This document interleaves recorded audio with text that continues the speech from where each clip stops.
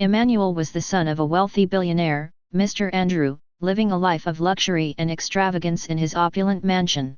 However, despite having everything he could possibly want, Emmanuel felt empty inside.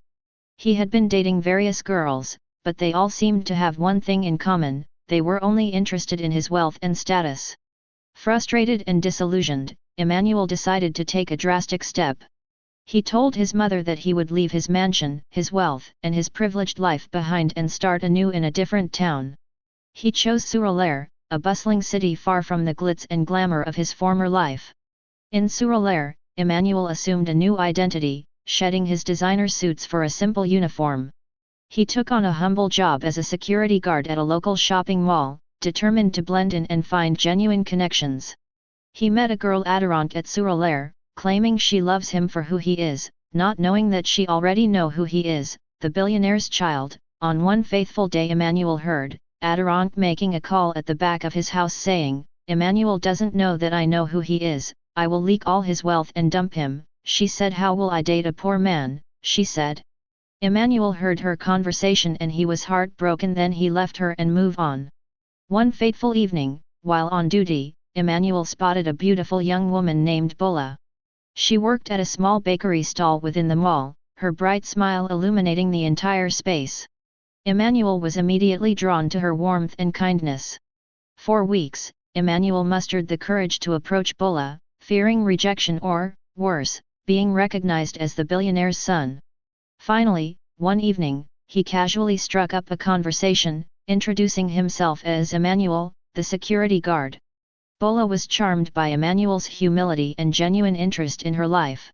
As they talked, she shared her passions for baking and her dreams of opening her own bakery.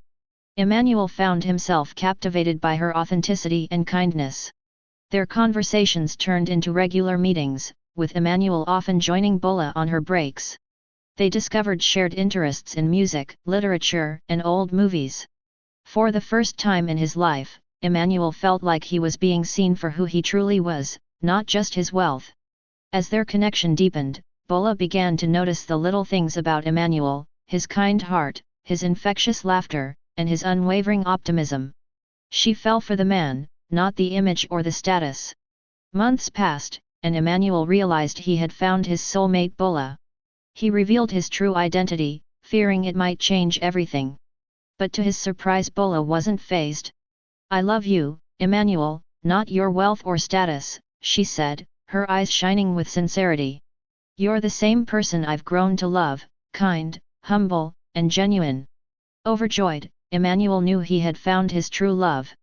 Together they traveled and they returned to his hometown, where his parents welcomed Bola with open arms. Emmanuel's father, seeing the genuine love between the two, realized that true wealth lay not in material possessions but in the connections we make. Emmanuel and Bola got married in a beautiful, intimate ceremony, surrounded by friends and family. They split their time between Surulere and Emmanuel's hometown, using his wealth to support Bola's bakery and various philanthropic endeavors. In the end, Emmanuel learned that true love requires vulnerability, humility, and a willingness to leave behind the comforts of privilege. And Bola showed him that true wealth lies in the love and connections we make along the way, and later gave birth to 2 baby boys.